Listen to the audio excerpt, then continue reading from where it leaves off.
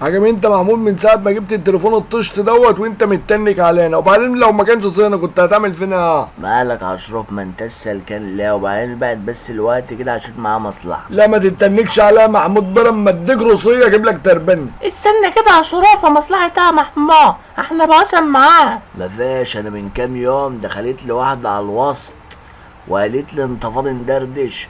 قلت لها فاضي ما ورايش حاجة. وعلى كده حلو ولا محمود؟ بابور يا اشرف. كمل بقى محمود وبعدين. المهم راحت قايلة انت هتشتغل معانا وانت ليك كل يوم تعمل 10 لايكات على 10 فيديوهات تاخد مننا 60 جنيه. ده شغلنا كيف الكيوف، وعلى كده هبط منها بهريز ولا سرحة برضه؟ امال ايه؟ محولة لي 120 جنيه لحد دلوقتي. يبقى تهي دمك بقى بكل واحد رغيف طقطقة. يا جدعان شوية هدوء بقى، انتوا معطليننا على البسبس بتاعي. هيعمل لنا فيها بقى رجل اعمال. مالك يا محمود مبوز ليه؟ ده انت المفروض راجل كسب يعني ومزاجك يبقى فوق الشغل. ما خلاص كله راح.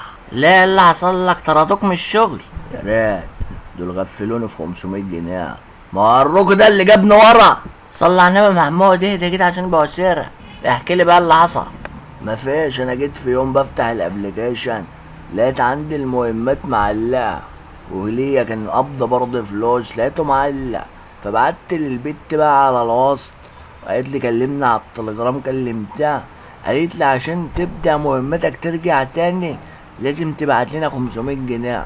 قلت مش مشكله، احنا كده كده خلاص بقى فسقه والدنيا رايحه جايه. بعت لها ال 500 جنيه راحت ذهب بالعود اجونة. ما هو برضه محمود الحداية ما بترميش كتاكيت. خلاص يا جدع، المهم اللي انت بخير وبعد كده خد بالك. واقول لك حاجة، القرش اللي بيجي سهل بيروح سهل. يلا محمود، حصل خير.